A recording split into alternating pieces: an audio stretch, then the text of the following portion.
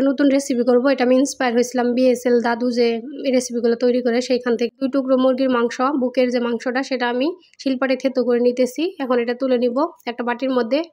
তো এটা এখন আমি সিদ্ধ করে নিব। এই তো সিদ্ধ করে নিয়ে নিলাম একটা বাটিতে। এখানে কিছু পেঁয়াজ কুচি, সাথে কিছু কাঁচামরিচের কুচি, সাদা আদা বাটা, স্বাদ মতো লবণ, একটু হলুদের গুঁড়ো, একটু জিরা দিয়ে দিলাম, মরিচের গুঁড়ো, গরম মশলার গুঁড়ো, সব কিছু দিয়ে ভালোভাবে হাত দিয়ে চটকে চটকে মাখিয়ে নিব সুন্দরভাবে।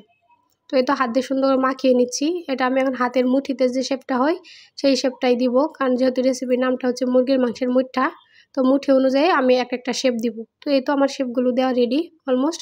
এখন আমি একটা কড়াইয়ের মধ্যে তেল দিয়ে দিলাম। তেলটা গরম হয়ে গেলে এই গরম তেলের মধ্যে এখন আমি আমার আগে থেকে বানিয়ে রাখা মুরগির মাংসের মুঠাগুলো দিয়ে দিব। তো এই তো একটা করে দিয়ে দিচ্ছি। খুবই আলতোভাবে একটু নাড়াচাড়া করে দিব, কারণ বেশি নাড়াচাড়া করলে ভেঙে যাওয়ার একটা চান্স থাকে।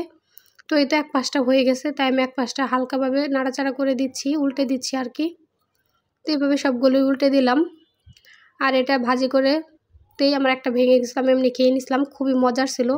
যদি রান্না না করেন এমনিও খাওয়া যাবে। তো এই তো একটা ফ্রাই প্যানের মধ্যে একটু তেল দিয়ে দিলাম। তেলের মধ্যে কিছু পেঁয়াজ কুচি দিয়ে দিলাম, দিয়ে হালকা একটু নাড়াচাড়া করে নিব। সাথে জিরা দিয়ে দিলাম, কিছু গরম মশলা দিয়ে দিলাম। এখানে আছে এলাচ, দারচিনি, লবঙ্গ, গোলমরিচ, তেজপাতা দিয়ে সব কিছু দিয়ে ভালোভাবে এখন নাড়াচাড়া করে নেব। সাথে একটু আদা বাটা দিয়ে দিলাম, দিয়ে এখন স্বাদ মতো লবণ, সব কিছু দিয়ে আবার একটু হালকা নাড়াচাড়া করে নিতেছি।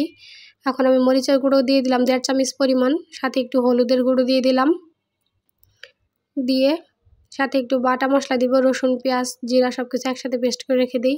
সাথে গরম মশলার গুঁড়োটাও দিয়ে দিলাম, দিয়ে এখন সব কিছু ভালোভাবে নাড়াচাড়া করে নিব। 3 চামচের মতো বাটা মশলা দিয়েছি আর কি, দিয়ে সব কিছু ভালোভাবে নাড়াচাড়া করে নিব।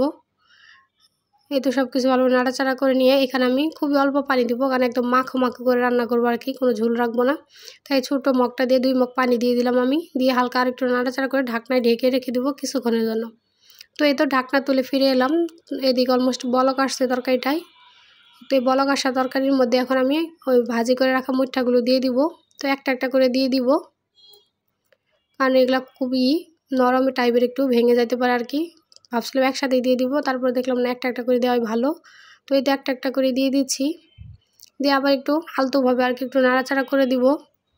সব কিছু দিয়ে ভালোভাবে একটু নাড়াচাড়া করে দিয়ে আবার একটু ঢাকনায় ঢেকে রেখে দিব কিছুক্ষণের জন্য। বেশ একটা নাড়াচাড়া করা যাবে না, জাস্ট এখন 2 থেকে 3 মিনিট সময়ের জন্য ঢেকে রেখে দিলাম। এই তো আবার ফিরে এলাম। দেখতেই পাচ্ছেন আমার অলমোস্ট মুরগির মাংসের মুঠা রান্নাটা হয়ে গেছে। তো ফাইনাল লুকটা দেখতেই পাচ্ছেন। তো আমার রেসিপিগুলো কেমন লাগে অবশ্যই কমেন্টস করে জানাবেন। ভালো লাগলে লাইক, কমেন্ট, শেয়ার করে পাশে থাকবেন। দেখা হবে পরবর্তী কোনো ভিডিওতে। ততক্ষণ পর্যন্ত সকলেই সুস্থ থাকবেন, ভালো থাকবেন। আল্লাহ হাফেজ, আসসালামু আলাইকুম। আর হ্যাঁ, অবশ্যই রেসিপিটা একবার ট্রাই করবেন, অনেক মজার একটা রেসিপি ছিল কিন্তু।